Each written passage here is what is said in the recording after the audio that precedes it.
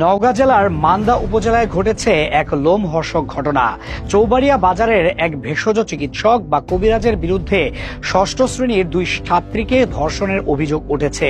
শিশুদের নিরাপত্তা ও সমাজে নারী শিশুর অবস্থান নিয়ে দীর্ঘদিন ধরে নানা উদ্যোগ নেওয়া হলেও এ ধরনের ঘটনার পুনরাবৃত্তি প্রশ্ন তুলছে গ্রামীণ এলাকায় অসাধু কবিরাজ ও ভেষজ চিকিৎসকদের লাগামহীন কার্যকলাপ কিভাবে রোধ করা সম্ভব।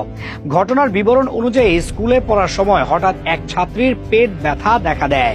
তখন সহপাঠী আরেক ছাত্রী তাকে নিয়ে পাশের বাজারে যায়। সেখানে সাভার আলী নামের ওই কবিরাজের দোকান ছিল। পরিবার ও ভুক্তভোগীদের ভাষ্য অনুযায়ী কবিরাজ প্রথমে অসুস্থ ছাত্রীকে পেট পরীক্ষা করার অজুহাতে দোকানের ভেতরে একটি আলাদা ঘরে নিয়ে যান। সেখানে চিকিৎসার নামে তিনি অমানবিক কাণ্ড ঘটান। পরে একইভাবে অপর ছাত্রীকেও কক্ষে ডেকে নিয়ে ধর্ষণ করেন। এ সময় দুই শিশু ভয়ে ও আতঙ্কে কোনো প্রতিবাদ করতে পারেনি।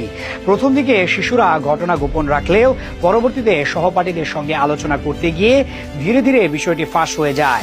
পরে তারা পরিবারের কাছে পুরো ঘটনা খুলে বললে অভিভাবকরা ক্ষোভে ফেটে পড়েন।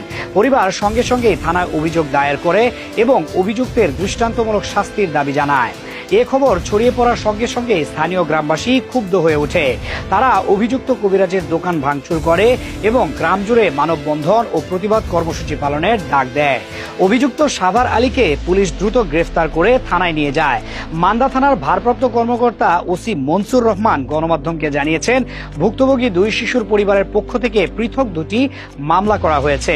দুই ছাত্রীকে নওগাঁ আধুনিক সদর হাসপাতালে পাঠানো হয় এবং সেখানে ডাক্তারি পরীক্ষা সম্পন্ন হয়। পরে তারা আদালতে জবানবন্দিও দিয়েছে।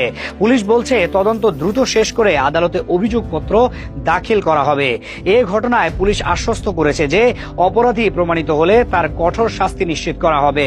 অভিযুক্ত কবিরাজের ছেলে বুলবুল হোসেনও গণমাধ্যমকে বলেছেন, যদি তার বাবার বিরুদ্ধে অভিযোগ প্রমাণিত হয় তবে তিনি নিজেও ন্যায় বিচার চান, তবে পরিবার থেকে অভিযুক্তকে বাঁচানোর চেষ্টা করা হবে না।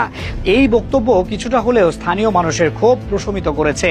আইন বিশেষজ্ঞদের মতে এ ধরনের ঘটনায় শুধু অপরাধীকে শাস্তি দিলেই হবে না, পাশাপাশি সমাজে সচেতনতা বাড়াতে হবে।